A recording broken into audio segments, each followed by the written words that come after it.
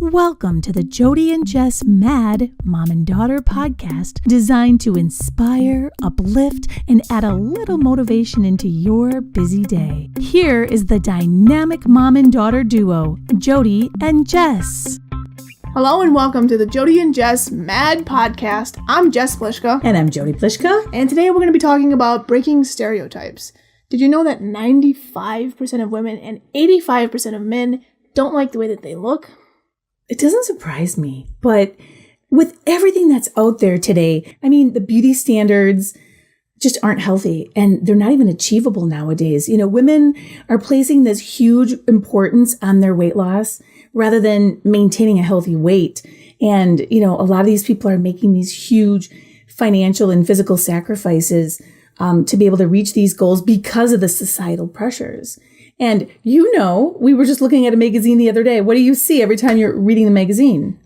Skinny girls, tons of makeup, all their hair done. It's just such an unattainable standard. Feels so antiquated at this point. Like, I can't believe that we're still doing that and pushing that image on women and men too. I mean, there are unattainable standards for men as well. You know, every man feels that they need to be tall, dark, and handsome and ripped. And it's a difficult world we live in. More than 25 million people have anorexia or some type of bulimia. I mean, people are harming themselves to look beautiful. Why is that? Why is that? There actually was a book published by Naomi Wolf called The Beauty Myth, where she touches on all of these topics as well. Naomi Wolf basically explains that it's not so much about beauty as it is about standards. Nowadays, makeup companies, hair companies, and all of these big corporations are pushing standards that women should meet rather than actual beauty. And basically, we're just fueling their profits and living up to expectations which Naomi Wolf says were created by men. So when you think of beauty standards, I mean, somebody just popped on my lap, one of our hairless Sphynx cats, and Dobie's a hairless Sphynx, for those of you who can't see him who are just listening. But, you know, the people in their minds, they think that a cat should be hairy and fluffy, and that's what makes them beautiful. So it's so funny because I don't have any hair, and I lost it to alopecia 31 years ago. I always use my bald cats as kind of like a meter to see like what person is a good person that sees somebody from within. And people that come to our house, like the repairman or the spectrum guy will come over, and depending on their response, you can tell kind of what kind of a person they are. Like if they walk in and they're like, oh, that's one ugly cat, you're like, well, I can tell the quality of who you are. And if they say, wow, that cat's really cool, then you know that they're a good-hearted, understanding, and open-minded person. And that's just really cool to see just by looking at a cat. And personally, for me, I think if they think my cat's ugly, I mean, what do they think of me? Yeah, I think what? Because I'm bald, I'm ugly too. I know. And it's so funny because Jess and I both study psychology. And in one of the psychological studies, they talk about infants and how at a very, very young age, they show pictures to infants. Do you know that the infant, when shown pictures of beautiful people, as opposed to just ordinary common people, are attracted to them before they can even speak, before they can even really smile? They have a reaction of turning their heads towards the individual that's beautiful. This is something that's programmed in our genes. It's in our DNA that, you know, women and men should look a certain way. And can you imagine? Did you ever see that one cartoon where everybody was gray? I think it was in Fairly Odd Parents. The Fairly Odd Parents. Yeah, everybody was gray. Everybody looked the same. And it was like so generic, right? Everybody was gray. And that's what I think, like society, when I think in colors, I think like everybody's trying to be gray. Everybody's trying to be the same. Yeah. And there's just a few people that stick out. I mean, I think my color is red because I stick out, you know, I don't have any hair. But like you like to wear your hat backwards. I mean, that's your thing, you know, that makes you comfortable. It basically keeps your hair out of your face. And it's something you've been doing since you've been a little kid. But you still get pushback from people because technically you look different as well. Yeah, there's that stereotype where if you wear your hat backwards, you're a gangster, and that's me. Jess just graduated cum laude. Yeah. She's definitely a gangster. Oh, yeah. I'm a really nerdy gangster, maybe. A nerd. Yeah, exactly. But, you know, like we were talking about before, it's like we have these standards and we allow society to put these standards on top of us. We allow them to show us size 0 figure models. We allow them to show us big, luxurious mascara, which drives me crazy because I don't have any eyelashes or eyebrows or anything. So, when you're flipping through those magazines and I'm seeing all these mascara articles, and then the next one is a beauty product about your hair, and then there's an anti-frizz, and then let's plump your brows. And it's like, okay, I don't have any of these hair issues. Yeah. For somebody like me, when I look at these things, it really is perplexing how we fall into this as a society. And, like I said, these beauty standards, they're not achievable for most people because most women are never going to be a size 0. I'm never going to be a size 0 no matter what. I think I was a size 0 when I was born. Yeah. You too. That was about it. Yeah. Yeah. I mean, Jess is really thin and, you're size 10, 12. And, me, it's like, I gained weight from being sick and I'm trying to lose it now. But, I'm trying to understand how some people, they see people who are heavy as not smart.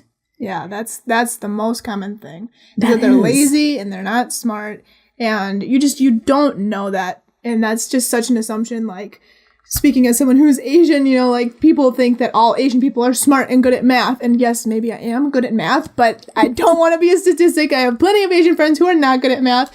Point being, everybody assumes that people who are overweight are lazy and stupid. And it's just such a horrible stereotype. It's That's what we're here. Yeah. Try to break those stereotypes to get to people understand that we as a society have a choice of how we see each other and how we react. I mean, we can't control the actions of others, but we certainly can control our reactions. Right. We can control the way we react. So the big thing I think that we're speaking about here on the MAD podcast is really trying to help people understand that, we all have difficulties. I mean, I think everybody out there has one thing or another of an issue that they're going through. They have a challenge.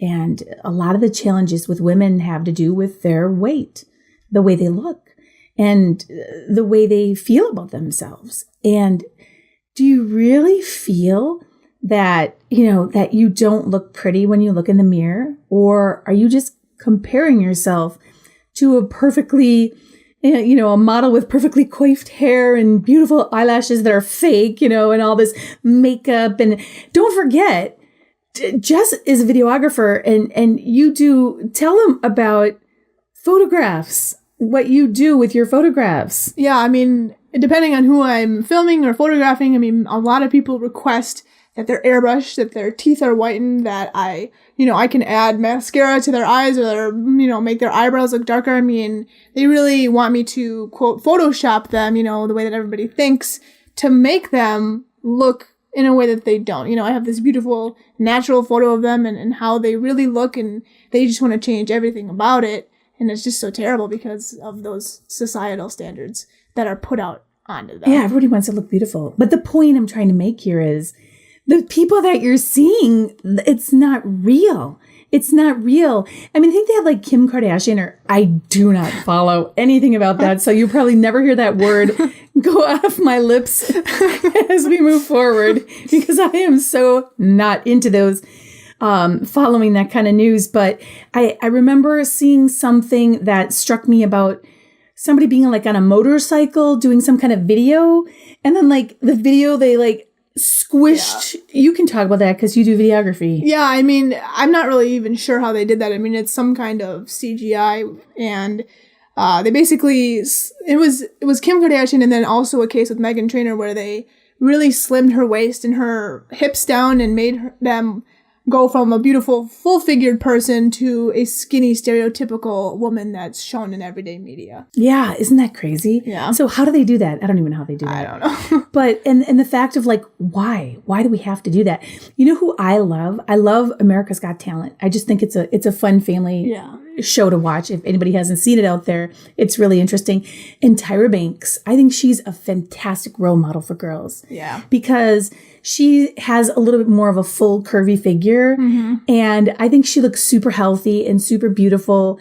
Even we were just watching about Ashley Graham, and we just saw her on Undercover Boss. Yeah, and she went undercover and basically they didn't touch her body, which I love. They just made her fix her face and nobody knew who she was. And the guy at the talent agency was speaking down to her and saying because she's plus size, they won't even take her photo. They won't even put her portfolio in the book. She's so she's like, Graham. who are you talking to? I know. She's on the cover of Sports Illustrated. Yeah, like I am the person who paved the way for everyone else. Like who are you talking to? Right. And yet they're like, well, we have the choice to do that, to not take people like you, like people like you. You know, she's gorgeous. You know, it's amazing. And that brings us into another topic of another show that I really love out there. And it's called Dietland. I don't know if anybody's ever seen it. It's on AMC. AMC. Yeah. And why don't you tell? Yeah, well, basically it's about this full-figured lady. Her name is Plum, which I hate how she goes by Plum because people called her that as a child because she was bigger. Plump. So, like Plum, like plump. So,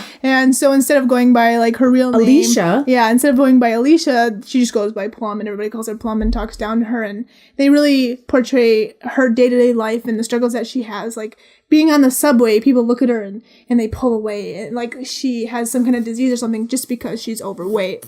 Right. Yeah. But, and also, I mean, it's really about her wanting to change her physical appearance and have the surgery, the bypass surgery. Right. And they talk about how unsafe it is.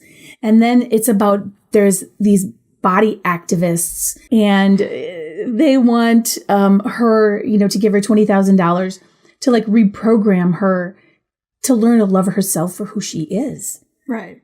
They want her to stop dieting completely, you know, and just try to love herself the way that she is. Stop dieting because they believe that dieting ultimately kills you, which it does for a lot of people. People starve themselves and they don't approach that in a health and wellness mindset. They approach it in I'm going to starve myself because I want to look like this. What do they show on the cover? The intro video. The intro is basically Plum climbing up, a cartoon version of her climbing up this big mountain. And by the time she gets to the top, she's so withered down and so and it's like a mountain of food with like, you know, like donuts and all these fattening foods. And then by the time she gets up to the top, she's just withered away to nothing. She's so skinny. Unhealthy. Yeah. And she looks like death. Yeah.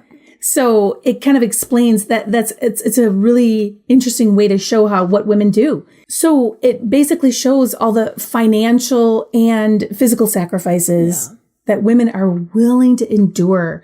I mean, a lot of women look at breast augmentation. Yeah. They don't think they have a big enough chest. They want to get a breast augmentation. What about Botox? Yeah, or plastic surgery.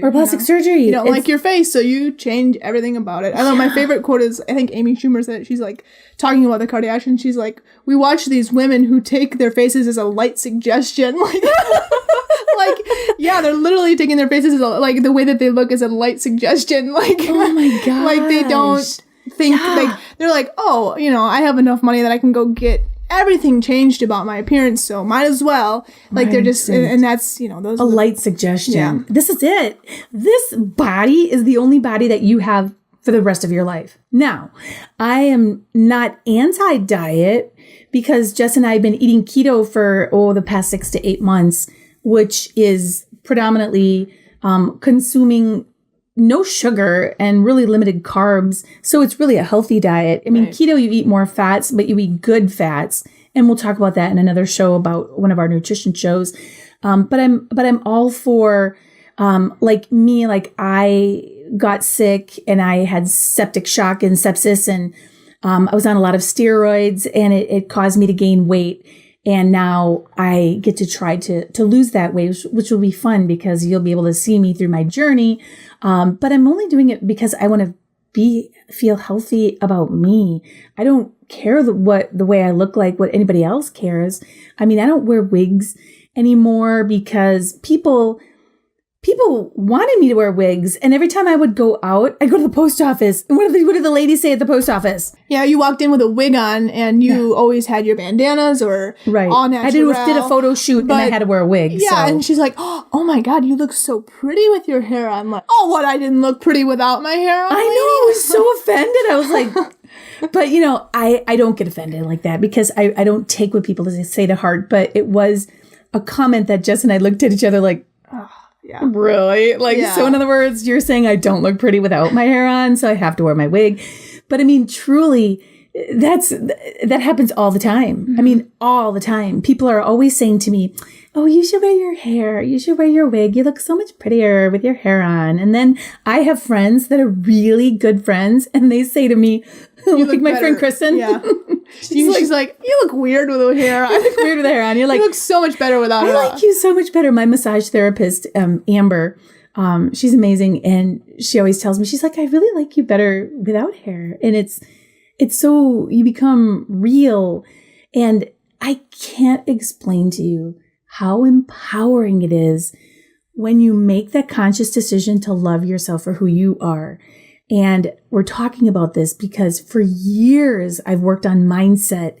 And after I lost my hair when I was 20, it was really difficult for me because I became an entirely different person. It would be like you, Jess. Just imagine you losing all that beautiful hair, like almost overnight. And I'm different. I wouldn't really care. No, you wouldn't, because you grew up thinking, yeah, but I didn't have anybody like me to help me through that. And I was so lost. I mean, that whole body morphic, that whole my whole personality was different because I grew up thinking that women should have long, beautiful hair, and my hair defined who I was as a person, as a woman. Yeah, I had a real difficult time trying to figure out who I was. I actually became a whole different person. Instead of just allowing myself to be who I was, my foundation was pretty weak. And that's something that I love pushing on women, and Jess too. And that's what we're going to push through our show, is helping you understand you have to develop that foundation, that very, very strong foundation of who you are from the inside out. That's what matters the most. I didn't know that. So when I lost my hair, my identity went with it, because my beautiful hair, which I used to have really long hair as well, and I had super long eyelashes. That was like my claim to fame, was big green eyes and big eyelashes. And one day I was studying and I blinked, and on my paper in front of me, like were spiders. My eyelashes fell out when I was studying. It was terrible. And then clumps of hair fell out in the shower, and clumps of hair on my pillow. And I remembered looking in the mirror, and I had this comb that had this like sharp edge on it. And I was actually like going, no. I was like digging into my head, like, grow back. I was so freaked out because I couldn't get my hair back. I was so out of control. I didn't know what to do. And I was just, it was such a wreck. And I tell this story because I don't want anybody else out there to have to feel the way I felt. I mean, I was so lost and I was so hurt. And I didn't understand why what was happening to me was happening to me. And if I had a person there that was there like me, I want to grab that person through the camera and hold you by the hand and tell you that no matter what circumstance you're going through, it's okay. You're at part A and you need to get to part Z. It's everything in between that you need to do, but you can do it. And the way that you do it is utilizing your mindset. And I started to learn these techniques, like I said, from a really early time on, that I would look in the mirror and I would talk to myself and I'd be like, we need to have a talk here. Like, who are you today? Like I needed to really understand what my attitudes, my values were. And a lot of our values, like 50% of all of your genetics, I gave to you, your values, your attitudes, your beliefs. And my mom did the same thing to me. And my mom's, as we know, grandma is a little different with her way of thinking. So if that thinking isn't congruent with the way I was thinking at the moment when I was starting to lose my hair, this big cognitive dissonance started to occur. And that's when stress, anxiety, overwhelm, all of that started to play into my life. I mean, I hated who I was. And it wasn't until many years later that I went back to get my master's degree, work on my PhD in cognitive neuroscience, behavioral psychology, to really understand how to maneuver through challenges. And that is what we're talking about here today, is helping people see that, who you are from the inside out should be the number one focus, to understand your attitudes, your values, your beliefs, and why you're doing something. Once you develop that why, as you move forward, if you're ready to falter, you can always fall back on that why. And I know that, Jess, you can probably talk on this too. You've had a lot of struggles with your own life and school and challenges with being different. Just your challenges started when you were really little, because Jess is half Asian and we moved into an all white community. Yeah, that was helpful. I was one of I think there was only 3 kids of ethnic background who weren't white, and I was one of them. And from very little, like kindergarten little, I remember there was this little girl who came up to me and she's like, "Why are your eyes slanted like that? Why are they a weird, like, almond shape? Why do they look like that?" And I just remember thinking to myself, I never even thought about that about myself. Like, I didn't think I was any different than anybody else. And I was so flabbergasted. I didn't know how to even respond to her. And then I came home and I told you about it. And you're like, well, you gotta give these people an education. Don't take it to heart. She genuinely just was wondering why, you look different. She was never exposed to anybody like you. And, I think the really important thing is to make sure that you provide an education to reduce prejudice. And a lot of And how did I do that for you? Well, I was really lucky. I had this cool mom who wrote me all these books, and they're now award-winning books. Bella and Gizmo's Adventures is the first one. Using our bald cats as the stars and of the book. second one is Bella Gets a New Sweater, and it's basically teaching kids that being different is okay, and writing it through the eyes and the mouths of our Sphinx cats and our puppies, and just really helped me understand that being different is okay, and that people will perceive you as being different at times, and it's really up to you to react in a positive way instead and that's something, of right. I snapping at them and making them feel like they're ignorant. But even if they are ignorant, it is really it's your choice how you respond. That's really just... It is. And that's the biggest thing I taught you since you were little. I always told you, you can't control someone's actions. You can't control what they're going to do to you, right? You can control, but what can you control? Your reactions. Yeah, you can react differently. So here's a little exercise for all of you out there. I want you to think of somebody that kind of rubs you the wrong way. We all have those kind of people. The whole world is made up of energy, right? And we as individuals are made up of energy as well. So if somebody's really negative, they actually are giving off a negative energy vibe. Mm-hmm. So you can physically feel their negative energy. And when someone walks in the room, and we've all heard somebody say that, oh gosh, I can feel their energy when they walk in the room, but that's physically what it is.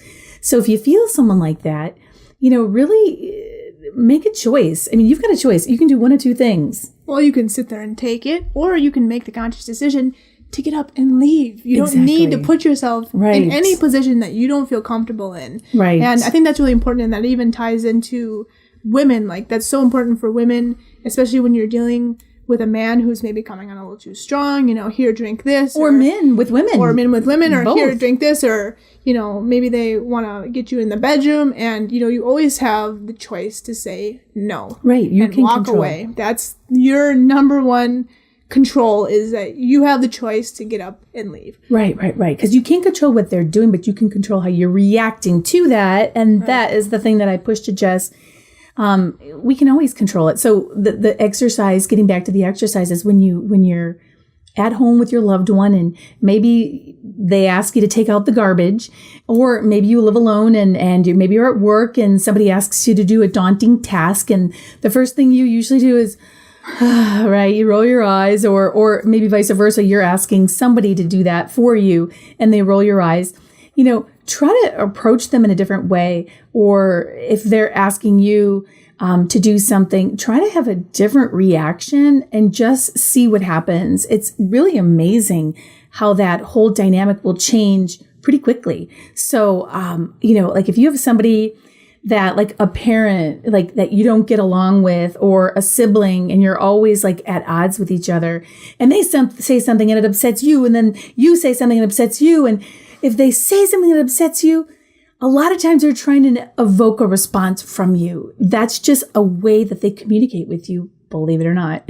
So the number one thing you can do is just not reciprocate. And most people are just so used to that back and forth, that it just becomes the norm. And so if you ask someone to take out the garbage and they say no, and that's what your thing always is with each other, imagine what would happen if you switched it up and maybe someone asks you to take out the garbage and then you say yes. They're going to be like, oh my God, she said yes. And it'll change everything. It'll break that cycle of that negative energy. And Right, exactly. And so kind of tying back in of the negative energy and how we react to other people, this all ties in with what we're talking about, breaking those stereotypes. Don't let somebody make you feel like you're not beautiful. Don't let somebody tell you that you should lose weight, or you should wear this mascara, or you should do your hair this way. You have to do what makes you happiest. And it wasn't until I found that out myself. I was 40 when I had my epiphany. I waited a long time. Better late than never. I know, but it took a long time. And then I finally decided I'm going to ditch the wig. I'm not wearing it anymore. It made everybody else happy, but it made me miserable. Yeah, and I think the biggest thing to remember is if someone doesn't like you, that's their problem, not yours. That's right. Let them own it. Don't take ownership for that. If somebody doesn't like something about you, I mean, if you're overweight, you feel like your nose is too big, your ears are too small, whatever it is, you have to embrace yourself as a snowflake. Can you imagine? I mean, every snowflake is so different, beautiful, unique. Once again, if the whole world, we all were gray, it would be super boring. And I think it's really important that we fight back. We be like the women in Dietland to a sense, that we encourage people to be healthy. Like I was saying before, we eat a really healthy diet. But we don't live and obsess for that. We do it to be healthy. And you need to really establish what your why is. Why are you doing what you're doing? It's really important that you understand that. Are you doing it like Plum in Dietland because everybody else tells you to do it? Or are you doing it just for yourself to make yourself feel good? You need to make sure that your intentions are pure, and that helps you live your own mission-driven, value-driven life, and that's what helps make. And I think life. It's really important to make the distinction, especially just on the topic of dieting, that the diet that we're doing, and I'm doing air quotes if you're listening, it's not a diet. And most people think of diets, they're synonymous with losing weight, being more, air quote, beautiful. If you're choosing to do a eating regimen such as keto, most people think of it as a lifestyle or a health choice. And just using that word diet can be so negative, and that gets inside of your head. I totally agree. And once that gets inside your head, you tell yourself, I'm on a diet. And then you just tell yourself, well, why am I on a diet? Oh, because I want to be beautiful. I want to be skinny. I want to be like everyone else, because guess what? That's what society told me my whole life, and I'm just doing what I was taught. So that's a really good point. And that does have a really negative word to a lot of people. So I guess what we're trying to do with our show here is open up your minds, open up, really get into that, tap into that critical thinking skills, get you thinking, why are you doing what you're doing? Why? I mean, does it really make you happy? And does it really make you fulfilled? Does it add to your simple living? Does it lower your blood pressure? Is it going to make you live longer?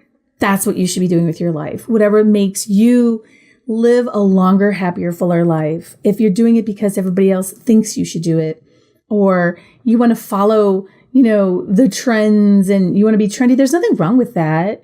But as long as it makes you happy, as long as you're doing it for you and for nobody else. Exactly. So I know a lot of skinny girls, I mean, they're not happy with themselves, and that's like I said before, 25 million people have anorexia, and they're killing themselves and they're starving themselves because they never can find that happiness.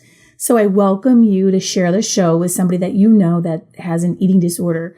We want to break that stereotype. We want to show people that, you're perfect just the way you are. Embrace your uniqueness, embrace your baldness, embrace your hat, embrace your glasses, embrace your beauty. It's who you are from the inside that matters the most. That's right. And so for everybody out there, we love you just the way you are. Give yourself a big hug. Go look in the mirror and tell yourself one or two really nice things today because you deserve it. Everybody deserves to have a little bit of love, right? So that's what Jess and I are trying to do here. Give you all big hugs, give you some love, and make you feel like the beautiful person that you are and that God created you to be. So on that note, that wraps up our very first podcast. Thank you so much for listening, and we're excited to speak to you more about more topics in the future, such as business and career, wealth, health and wellness, self-love, parenting, relationships, challenges, anything. And we're going to give you a nice, quirky a viewpoint from trying to make your life as happy as possible. That's what our goal is. Remember, it doesn't matter how many steps you take, as long as you're going in the right direction. And we're going to help you get on that direction. So remember, life is what you make it. So make it the best life possible. Thank you so much for watching, and we'll see you again next time. Have a great one. Bye. Thanks. Thank you for listening to the Jodi and Jess Mad Podcast. Want more inspiration in your life? Please visit jodijess.com. That's JODIJESS.com. Or follow us on Instagram, Facebook, Twitter, and YouTube at Jodi Jess Pod. JODIJESS Pod.